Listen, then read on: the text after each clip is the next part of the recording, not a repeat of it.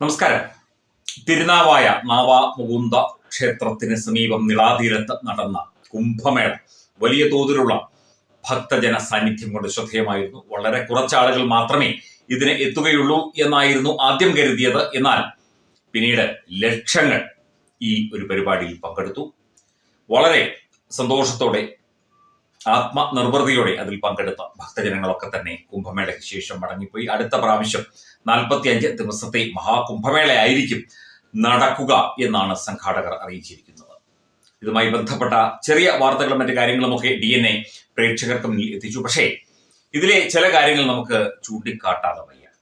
ഈ ഒരു മാമാങ്കം ഇവിടെ നടന്നിട്ട് ഹൈന്ദവ വിശ്വാസപ്രകാരമുള്ള ഒരു മഹോത്സവം ഇവിടെ നടന്നിട്ട് കേരളത്തിലെ ഏതെങ്കിലും ഒരു ജനപ്രതിനിധി, ഒരു MLA യോ ഒരു MP യോ ഒരു മന്ത്രിയോ അല്ലെങ്കിൽ ഒരു പഞ്ചായത്ത് അംഗമോ ഈ ഒരു പരിപാടിയിൽ പങ്കെടുത്തതായി പ്രേക്ഷകർക്ക് ആർക്കെങ്കിലും വിവരം കിട്ടിയിട്ടുണ്ടെങ്കിൽ ഞങ്ങളെ അറിയിക്കണം. ആരും വന്നതായിട്ട് ഒരറിവുമില്ല, അല്ലെങ്കിൽ ആരും വന്നില്ല.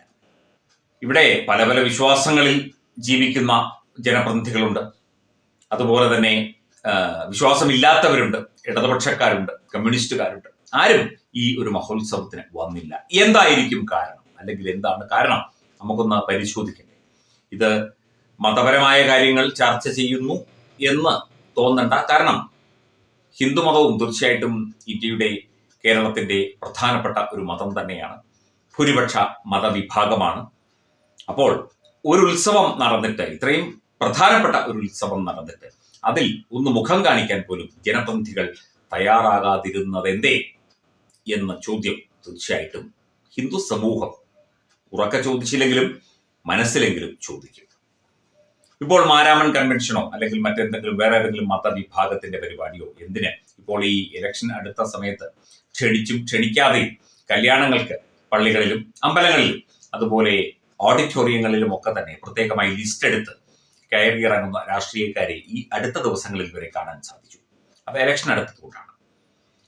ഈ ഇലക്ഷൻ അടുത്തു വരുന്നത് കൊണ്ട് ഒരു ഹിന്ദു മഹോത്സവത്തിൽ പങ്കെടുത്താൽ, അതും വടക്കൻ കേരളത്തിൽ നടക്കുന്ന ഒരു ഹൈന്ദവ വിശ്വാസപ്രകാരമുള്ള ഒരു മഹോത്സവത്തിൽ പങ്കെടുത്താൽ ഇവർ ഉദ്ദേശിക്കുന്ന പ്രീണനം മറ്റ് മതവിഭാഗങ്ങളെ, പ്രത്യേകിച്ച് ന്യൂനപക്ഷ വിഭാഗങ്ങളെ പ്രീണിപ്പിക്കുക എന്ന് പറഞ്ഞാൽ അതിന് എതിരാകും. അതുകൊണ്ടാണ് ഇവരാരും വരാത്തത്.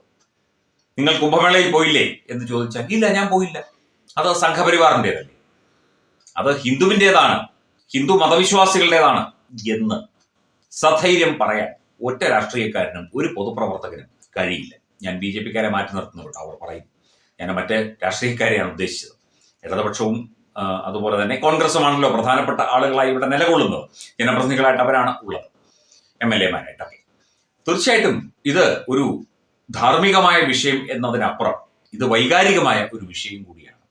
ഇത്തരത്തിൽ ഒരു പിന്തുണ ഇവിടെ ഹിന്ദു സമൂഹത്തിന് പൊതു ഇടങ്ങളിൽ നിന്ന് അല്ലെങ്കിൽ പൊതു രാഷ്ട്രീയ സംവിധാനങ്ങളിൽ നിന്ന് കിട്ടുന്നില്ല. കാരണം ഹിന്ദുവായോ അവൻ സംഖ്യയായി കഴിഞ്ഞു. സംഖ്യകളല്ലാത്ത എത്രയോ ആയിരക്കണക്കിന് ഹിന്ദുക്കളുണ്ട്. സംഘപരിവാർ പ്രസ്ഥാനങ്ങളിൽ പ്രവർത്തിക്കാത്ത, സംഘപരിവാർ പ്രസ്ഥാനങ്ങളിൽ വിശ്വാസമില്ലാത്ത, അല്ലെങ്കിൽ സംഘപരിവാറിന് ഒപ്പം ചേരാത്ത ലക്ഷക്കണക്കിന് അല്ലെങ്കിൽ ആയിരക്കണക്കിന് ഹിന്ദുക്കൾ കേരളത്തിലുണ്ട്. പക്ഷേ എല്ലാവരെയും അങ്ങ് സംഖ്യയാക്കുകയാണ്. അങ്ങനെയാണ് സംഖ്യ ജനിക്കുന്നത്, അല്ലെങ്കിൽ ഒരു ഹിന്ദു സംഖ്യയായി മാറുന്നത് ഇങ്ങനെയാണ്. ഇത്തരത്തിലുള്ള ഒഴിവാക്കലുകൾ, ഇത്തരത്തിലുള്ള പാർശ്വവൽക്കരണങ്ങൾ, ഇത്തരത്തിൽ കുറ്റപ്പെടുത്തലുകൾ, ഹൈന്ദവ വിശ്വാസങ്ങളെയും ആചാരങ്ങളെയും ധ്വംസിക്കൽ, ഇല്ലാതെയാക്കൽ, പരിഹസിക്കൽ, മോശമാക്കൽ.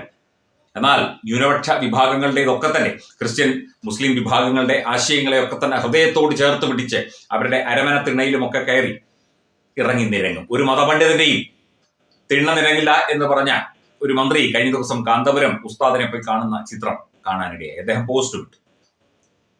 ഹിന്ദു സംഖ്യയാകുന്നത് ഇങ്ങനെയാണ്, അല്ലെങ്കിൽ സാധാരണ ഹിന്ദുക്കൾ സംഖ്യകളാകുന്നത് ഇങ്ങനെയാണ്.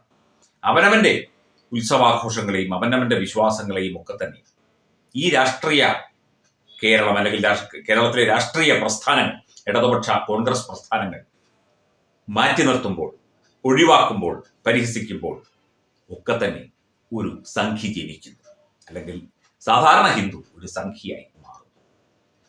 BJP ചിലപ്പോൾ അത് തന്നെയായിരിക്കും ഉദ്ദേശിക്കുന്നുണ്ടാകുക. അത്തരം രാഷ്ട്രീയമായ ഒരു ധ്രുവീകരണം അല്ലെങ്കിൽ ഒരു മാറ്റമായിരിക്കും ഉദ്ദേശിക്കുന്നുണ്ടാകുക. അത് കൃത്യമായി തന്നെ നടന്നു പോരുന്നുണ്ട്, പ്രാവർത്തികമാകുന്നുണ്ട്. എല്ലാരെയും ഒരേപോലെ എന്ന് പറയുന്ന ആ മതനിരപേക്ഷത വെറും എഴുത്തിലും പ്രസംഗത്തിലും വാചാടോപത്തിലും മാത്രമേ ഉള്ളൂ ഈ ഇടതുപക്ഷത്തിനും കോൺഗ്രസിനും ഒക്കെ എന്നുള്ള കാര്യം ഹൈന്ദവ വിശ്വാസികൾക്കൊക്കെ തന്നെ മനസ്സിലായി. പിന്നെ ചില ഹാർഡ്കോർ കമ്മ്യൂണിസ്റ്റുകാരും കോൺഗ്രസ്സുകാരും കാണുമായിരിക്കാം. അവർ മാറ്റി പറഞ്ഞേക്കാം, മാറ്റി ചിന്തിച്ചേക്കാം.